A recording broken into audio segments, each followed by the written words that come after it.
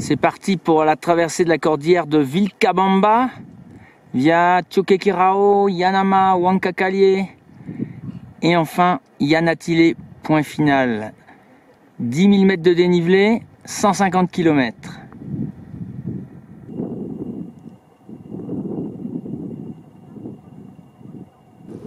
C'est l'arrivée à Choquequirao avec la découverte de ces fabuleuses terrasses droites dans la pente, juste en dessous du site principal.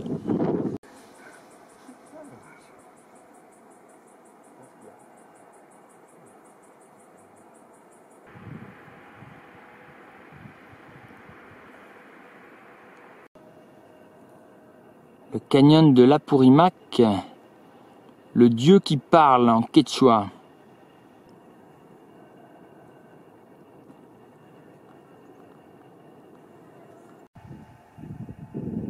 Et puis c'est l'arrivée sur la place de Choquequirao.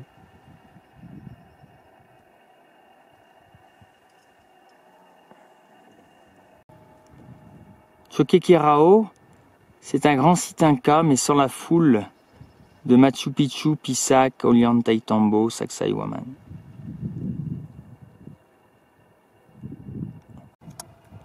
Les grands pignons sont les maisons populaires. Plus haut à mi-pente, on a les greniers. Et enfin, au-dessus, le quartier religieux de la partie haute.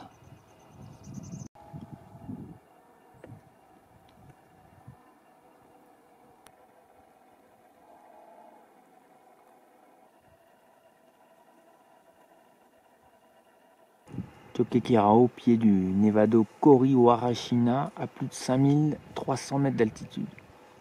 En 2009, événement à Choquequirao, les terrasses des Lamas du Soleil sont mises à jour.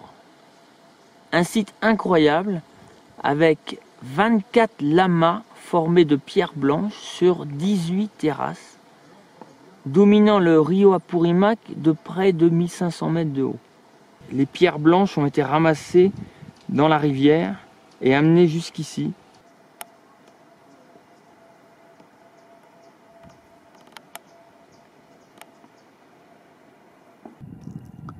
Puis la partie haute de Choquequirao.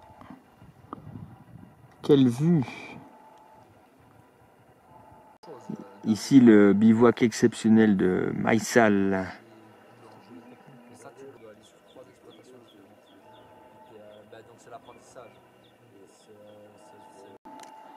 Superbe morceau de chemin inca.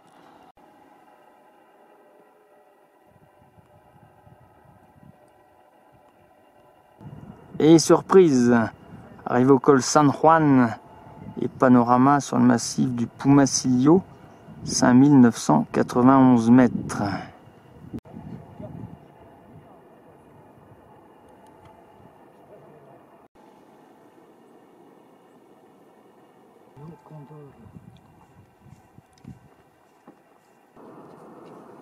Le fameux passage de la vire de Yanama, le point clé du trek de la cordillère de Vilcabamba.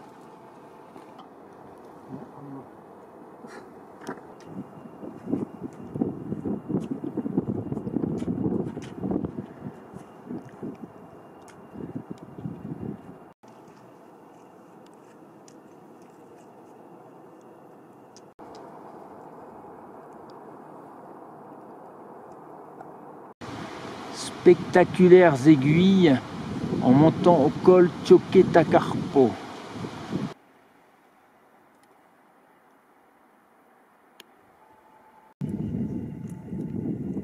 Dans la descente du col Choquetacarpo, magnifique escalier.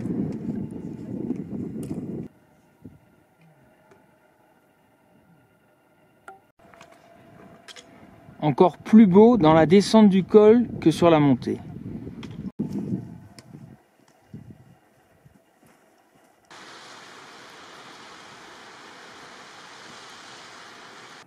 Vitcos, très peu visité par son éloignement de Cusco, est pourtant un site très important. Fief de la résistance inca après l'arrivée des Espagnols.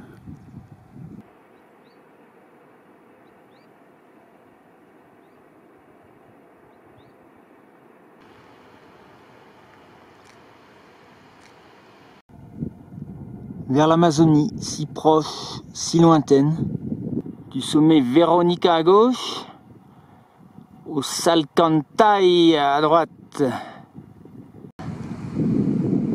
Et c'est la descente dans la forêt, la dernière descente vers la fin du trek.